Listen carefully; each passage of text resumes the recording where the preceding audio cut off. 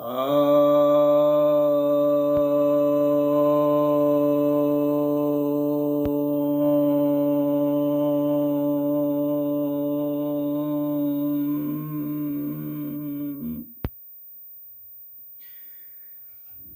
भक्तों को सप्रेम नमन।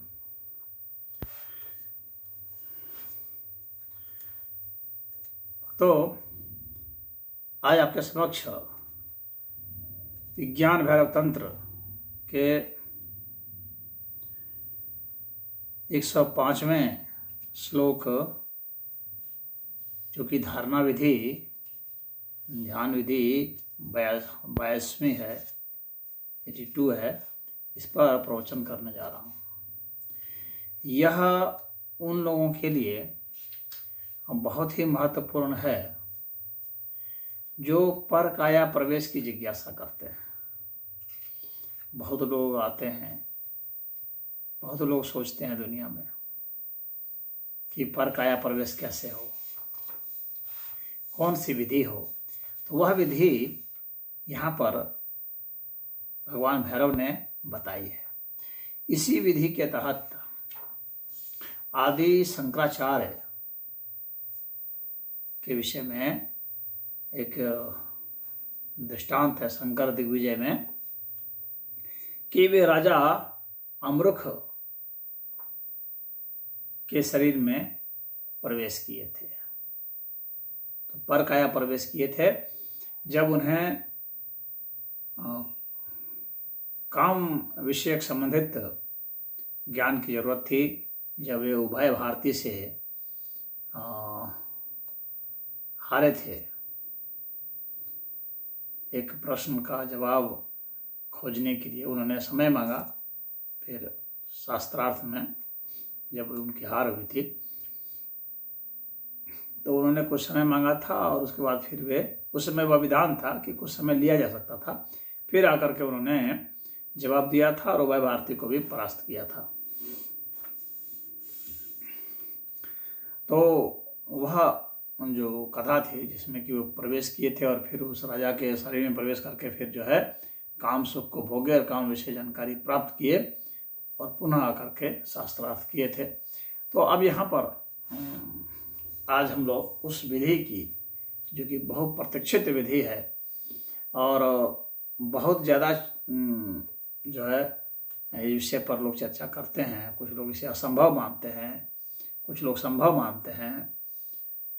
तो आज जो है उसी के विषय पर हम लोग देखेंगे कि भगवान भैरव पर काया प्रवेश की कौन सी विधि बता रहे हैं।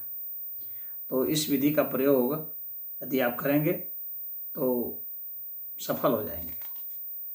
जहाँ तक मैं अपने अनुभव की बात करूं तो मैंने यह अनुभव किया हुआ है और यह विधि बिल्कुल सही है। लेकिन इनकी क्या शर्तें हैं, उन शर्तों को आपको इसमें पता चलेगा कि यह कैसे किया जाता है। तो चलिए चलते हैं इस श्लोक में, देखते हैं कि भगवान भैरव क्या बता रहे हैं भगवती भैरवी से। स्ववदन्य शरीरे अपि संवित्ति मनुभावयेत अपेक्षां स्वशरीरस्य त्यक्त्वा व्यापी दिनेर्भवेत्। तो यहाँ पर इस श्लोक में यहाँ तो एक आउटलाइन खींच दिया जाता है। तो इसमें कहा जा रहा है कि अपने शरीर से दूसरे शरीर में जो है वह हमारा प्रवेश हो सकता है यदि हम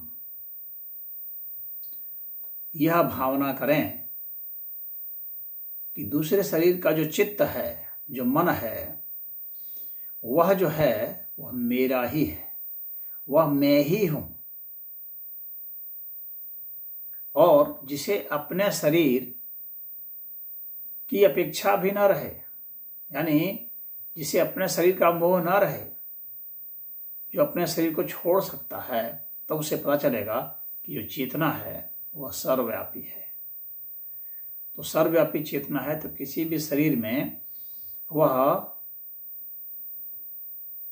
अपने चित्त को समाहित कर सकता है और फिर उस शरीर के माध्यम से उस शरीर की जो क्षमता है उसको वह भोग सकता है। अब यहाँ पर मुख्य मुख्य बातें आपको समझ लेनी है। अब यहाँ तो एक संक्षेप में एक श्लोक बता दिया गया है, लेकिन जब इसका आप जब गुरु से विस्तार समझते हैं तो वे इसका विस्तार बताते हैं आपको। तो सर्वप्रथम क्या होना चाहिए, आपको ये समझना है कि यदि स्व शरीर में प्रवेश करना है तो सबसे पहली शर्त क्या है कि अपने शरीर के प्रति आपको मोह नहीं होना चाहिए। क्योंकि जब स्वयं के शरीर के प्रति मोह होगा तो आपका चित्त आपके शरीर से बाहर निकल ही नहीं पाएगा। तो पर काया प्रवेश जो है वो कोई हंसी खेल नहीं है। स्वयं के प्रति, स्वयं के शरीर के प्रति मोह नहीं होना चाहिए। इसे त्यागने की, स्व शरीरस्य त्यक्त्वा, अपने शरीर को त्यागने का दमखम होना चाहिए। इसके प्रति मोह नहीं होना चाहिए। हमें अपना शरीर कभी कभी बाहर प्रतीत होता है, जैसे कि मान लीजिए कि अगर आप जो बड़ी वाली चरखी है जिसमें घूमते हैं, जो मेले में आती है बड़ी चरखी, उसमें जब आप ऊपर से नीचे की ओर जब आते हैं तो आपका शरीर बहुत हल्का हो जाता है और आपको, आपका मन जो है ऐसा लगेगा कि बाहर निकल। अगर उसकी स्पीड ज़्यादा हुई तो कितने लोग चीखने लगते हैं, चिल्लाने लगते हैं। तो कहने का मतलब है गुरुत्वाकर्षण शक्ति यदि कम हो जाए तो वैसी स्थिति में जो है लगता है कि हमारा चित्त बाहर निकल गया, मन बाहर निकल गया, कुछ शरीर का था जो बाहर निकल गया, इतना शरीर हल्का लगता है। या फिर अगर देखेंगे कि कभी एक्सीडेंट हो जाता है, एकाएक झटके से व्यक्ति को थोड़ी चोट सी लगती है और उसको लगता है कि शरीर से बाहर निकल गया। या जो दौड़ते हैं, धावक होते हैं, तो लंबी दौड़ जब होती है 42 किलोमीटर के आसपास में जो मैराथन रेस होता है, तो उसमें जब धावक दौड़ते हैं और वो उस लाइन तक पहुंचना चाहते हैं, क्योंकि अब उनका शरीर थक चुका होता है बहुत बुरी तरह से, और फिर भी उनको अपनी स्पीड बनाए रखनी पड़ती है। यानी वे जहाँ नहीं हैं वहाँ पहुँचना चाहते हैं, अपने से 2 कदम दूर पहुँचना चाहते हैं और तेज़ी से पहुँचना चाहते हैं। शरीर पहुँचना नहीं चाह रहा है क्योंकि शरीर थक गया है। जो स्पीड वो मेंटेन करना चाह रहा है वो स्पीड शरीर मेंटेन नहीं करना चाह रहा है, लेकिन उसकी मन की इच्छा जो है वो ज़्यादा दूर जाना चाह रही है। तो वह जो 1-2 स्टेप जो है वो आगे जो शरीर जाना चाह रहा है, जबकि शरीर थक गया है लेकिन मन जाना चाह रहा है, तो वहाँ पर ऐसा धावकों को प्रतीत होता है, ये वैज्ञानिकों का अनुभव है, बताते हैं कि वहाँ उसको लगता है उस धावक को कि मैं शरीर के बाहर निकल गया, यानी मेरा कुछ जो है वो हिस्सा बाहर निकल गया। तो यह जो है बहुत महत्वपूर्ण चीज़ है कि शरीर का आपका एक हिस्सा बाहर निकल जाता है, ऐसा प्रतीत होता है इस स्थिति में। फिर एक और स्थिति आती है कि अगर जो ड्रग होते हैं, LSD ड्रग जो है, लाइसर्जिक एसिड डाई इथैलेमाइड जो होता है, तो LSD ड्रग जो लेते हैं तो उसकी मात्रा बतलाते हैं कि अगर 5 mg के आसपास है तो ऐसा अनुभव होता है कि कुछ हमारे शरीर से बाहर निकल गया, तो विशेष मात्रा में। तो कहने का मेरा मतलब यह है, यहाँ पर आपको अपने शरीर से पहले तो बाहर निकलना होगा, क्योंकि किसी में प्रवेश करना है तो पहले तो स्वयं से बाहर निकलना होगा। तो यह क्षमता व्यक्ति में होनी चाहिए। ये क्षमता कहाँ से आएगी, कैसे आएगी? तो ये क्षमता उसी तरह से आती है जब आप अपने शरीर को हल्का कर लें, अपने शरीर से मोह से, अपने शरीर के प्रति जो आप आसक्त हैं तो वहाँ मोह खत्म हो जाए। आपको बहुत अच्छा प्राणायाम करने आना चाहिए। बहुत प्राणायाम में आपको सिद्धता हासिल करनी पड़ेगी। और शरीर का मोह त्यागना पड़ेगा, शरीर को हल्का करना पड़ेगा। यानी बहुत भारी मोटा शरीर वाला जो व्यक्ति है वो नहीं कर सकता। इसके लिए पतला दुबला शरीर चाहिए, हल्का शरीर चाहिए। तो भौतिक शरीर भी धीरे धीरे आपको घटाना पड़ेगा, मन हल्का करना पड़ेगा। आपको जो है प्राणायाम इस तरह से करना पड़ेगा और अपना वायु तत्व का नियमन करना पड़ेगा। तो अपने वायु तत्व को, आकाश तत्व को, इन दोनों को आपको नियंत्रित करना। तो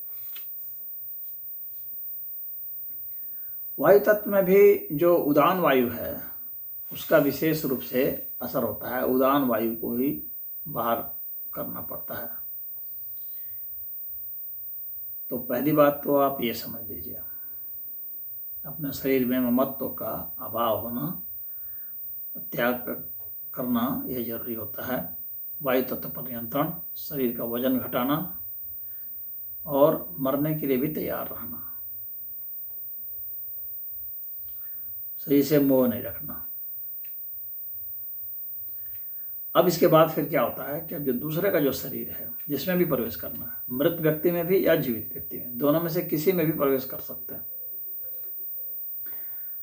मनुष्य में भी या गैर मनुष्य में भी, यानी किसी जानवर के शरीर में भी प्रवेश किया जा सकता है, किसी वृक्ष में भी प्रवेश किया जा सकता है। अब उसका क्या विधान होगा? तो पहली बात है कि आपको अपने चित्त को उसके चित्त के साथ जो है वो एक चित्त होना पड़ेगा। यानी उसके चित्त को भी अपना चित्त मानना पड़ेगा। तो सबसे पहले उसके शरीर को ही अपना शरीर मानना पड़ेगा। यानी उसके जो बाल हैं उसको अपना बाल मानिए, उसको बहुत अच्छा से देखिए, इतनी एकाग्रता से उसको देखिए कि आपको अपने और उसमें कोई अंतर नजर नहीं आए। उसकी आंख को अपनी आंख, उसके कान को अपना कान मानना पड़ेगा। तो पूरे शरीर में एक एक करके फोकस करना पड़ेगा, पूरे शरीर को। जब आपको लगे कि मेरा शरीर उसके शरीर में भेद नहीं है, फिर उसके सुख को अपना सुख, उसके दुख को अपना दुख, उसके हित को अपना हित, उसके अहित को अपना अहित, इस तरह से जब मानेंगे तब एकाकार होने लगेगा। आपका चित्त उसका चित्त, आपका शरीर उसका शरीर, ऐसा एकाकार जैसा होने लगेगा। जब चित्त की एकाकार होने लगता है, उसके शरीर को अपना शरीर पूर्ण रूप से आप मानने लगेंगे। उसके सुख को, उसके दुख को, उसके क्रोध को, उसकी हर चीज को आपको अपना मानना है। इस तरह से, ये कोई हंसी खेल नहीं है। तो जब उतनी साधना आपकी हो जाए कि उसके शरीर को अपना शरीर मानने लगे, वो चाहे किसी भी लिंग का हो और चाहे कोई भी प्राणी हो,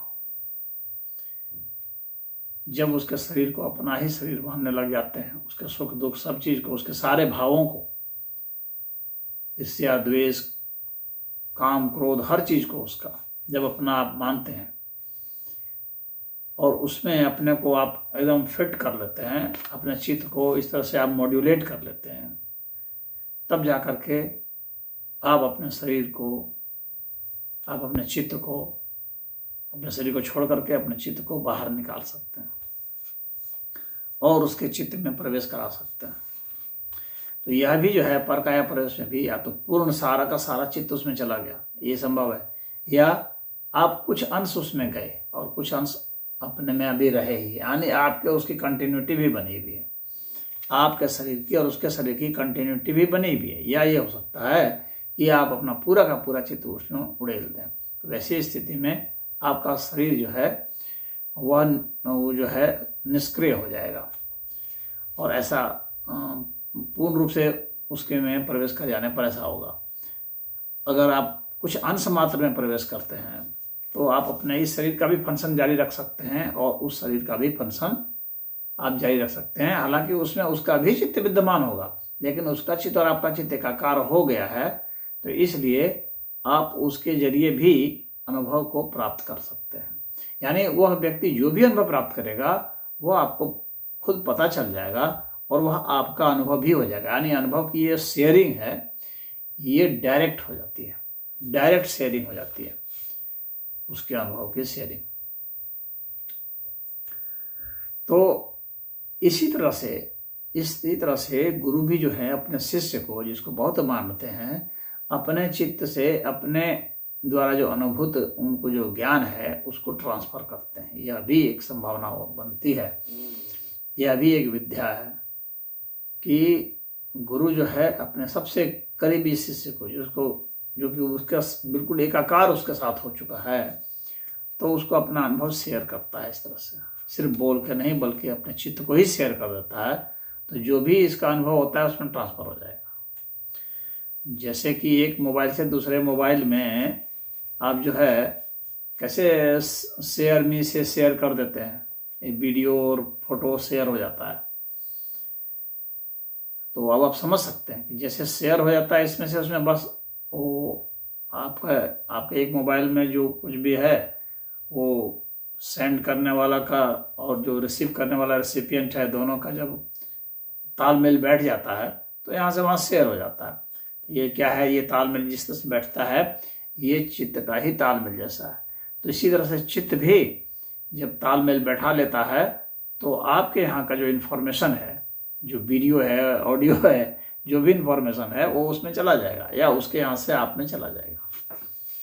बस इतनी सी बात होती है। ये जैसे मोबाइल में अच्छा से समझ सकते हैं आप, जैसे मोबाइल में हम लोग शेयर करते हैं, ब्लूटूथ के जरिए शेयर करते हैं और भी किसी चीज़ के जरिए शेयर करते हैं एक मोबाइल से दूसरे मोबाइल में, ठीक वैसा ही एक चित्त से दूसरे चित्त में ऐसे प्रवेश हो जाता है, एक शरीर से दूसरे शरीर में प्रवेश हो जाता है। यानी आप जो है इसको सॉफ्टवेयर मानिए, जो परकाया प्रवेश है उसको सॉफ्टवेयर मानिए, जिसको हार्डवेयर में यानी जो शरीर है उसमें वो प्रवेश करता है, रिसीव करता है। तो यह स्थिति बनती है और यही यहाँ पर जो है भगवान भैरव बता रहे हैं कि किस तरह से हम शेयर कर सकते हैं अपने चित्त को उसके चित्त के साथ, या तो पूरा का पूरा ट्रांसफर कर सकते हैं या कुछ हिस्सा ट्रांसफर कर सकते हैं, या कुछ हिस्सा उससे ले सकते हैं या कुछ हिस्सा दे सकते हैं, कुछ अनुभव ले सकते हैं या दे सकते हैं। तो इस तरह का ये होता है। तो अब आप समझ गए होंगे कि ऐसा कैसे हो सकता है। तो चित्त सबका एक जैसा है, तो ये सारी सूचनाएं आदान प्रदान इस तरह से डायरेक्ट आदान प्रदान हो जाती है और यहाँ इन्फॉर्मेशन जो है वो यूनिवर्सल है। तो ये जो चित्त है वो यूनिवर्सल है, आपको समझना है। तो ऐसी स्थिति में क्या होता है कि व्यक्ति समझ जाता है कि मैं मरता नहीं हूँ। वास्तव में हमारा चित्त जो है कई कई शरीरों में हमारा चित्त रह सकता है। जैसे कि कई मोबाइल में आप अपना वीडियो शेयर करके आप कई कॉपी बना करके रख सकते हैं। तो उसी तरह से ये कई कॉपी बनती चली जाती है। हम लोग कहते जो अब इसमें अब है कि जो उच्च स्तर की जो आत्माएं होती हैं, जो सिद्ध योगी होते हैं, तो निम्न स्तर की जो आत्मा होती है, यानी अभी जो उतना विकसित नहीं हो पाई है वो जो आत्मा अभी इसके, तो उसमें वो उसको नियंत्रण में ले लेती है। और जो दुष्ट आत्मा होती है तो वो दुष्ट शरीर में प्रवेश कर सकती है। ऐसे जो भूत प्रेत का जो होता है उसकी कि भाई उसको भूत ने पकड़ लिया, तो उसका जो आवेश होता है वो इसी तरह से होता है। तो दुष्ट आत्मा दुष्ट श्रेणी के लोगों को ही, कोई जरूरी नहीं है कि दुष्टता वो उसका उसी स्तर का हो, नहीं, वो भी दुष्ट ही होगा लेकिन वह हीन स्तर का होगा। जैसे डरपोक है तो भयभीत व्यक्ति है तो उसमें प्रवेश हो जाता है, तो वो उसको कब्जा में ले लेता है। जैसे कि समाज में आप देखते ही हैं कि जो प्रभावशाली लोग हैं वे छोटे छोटे लोगों को अपने पीछे जो उतने प्रभावशाली नहीं है उन लोग को अपना चमचा बना के घुमाते फिराते रहते हैं। वे लोग घूमते फिरते रहते हैं, उसके साथ उसका दास बने रहते हैं, हाँ में हाँ करते रहते हैं, उसके पीछे लगे रहते हैं। तो उसी तरह से वह भी एक तरह से उसके दिमाग को कब्जा ही कर लेना हुआ। जो समाज में घूमते हैं पीछे पीछे लोग, नेताओं के पीछे पीछे, तो वे क्यों घूमते हैं? वो उसके दिमाग के कब्जे में आ जाते हैं, उनका दिमाग कब्जे में कर जाता है। अलग बात है कई कारणों से कब्जे में करते हैं। तो उसी तरह से यह भी एक तरह से किसी के दिमाग को कब्जा कर लेना। बस इसमें यही है कि उसका अनुभव उसको शेयर हो जाता है, वह उसके अनुभव को शेयर करता है, जो अपनी इंद्रियों से वह अनुभव करता है उसको वह शेयर कर लेता है। तो इसमें यही होता है पर का या प्रवेश, तो यही है। तो ऐसा जब हो जाता है तो योगी को पता चल जाता है कि यह जो चित्त है सर्वव्यापी है, और सर्वव्यापी चित्त में मैं रह करके सभी तरह का अनुभव प्राप्त कर सकता हूँ और फिर मुझे अपने शरीर से कोई बहुत वैसा भी लगाव नहीं रह जाता है। शरीर जब तक है तब तक वो अपना चलता रहता है। अब लेकिन दूसरे के शरीर में प्रवेश करने की जो इच्छाएं होती हैं, यह जो है बहुत अच्छी इच्छा नहीं मानी जाती है। क्यों? क्योंकि यह जो है ये प्राथमिक स्टेज होता है एक तरह से योगी का, मान लीजिए कि यह भी एक हिंसा जैसी ही बात होती है। अगर आप उसका जो है हस्तक्षेप आप उसमें कर रहे हैं, लेकिन जो योगी अपने चित्त को सर्वव्यापी मानता है, क्योंकि इसी का परकाया प्रवेश में एक और हायर स्टेज भी आता है जिसमें वो अपने चित्त को ही सर्वव्यापी मानता है, परम चित्त में मिला देता है, तो उसका अपने आप ही उसमें प्रवेश हो जाता है। तो वहाँ पर जो है वह हिंसा के दायरे से मुक्त हो जाता है। तो इसमें इतना ही। हरि ओम।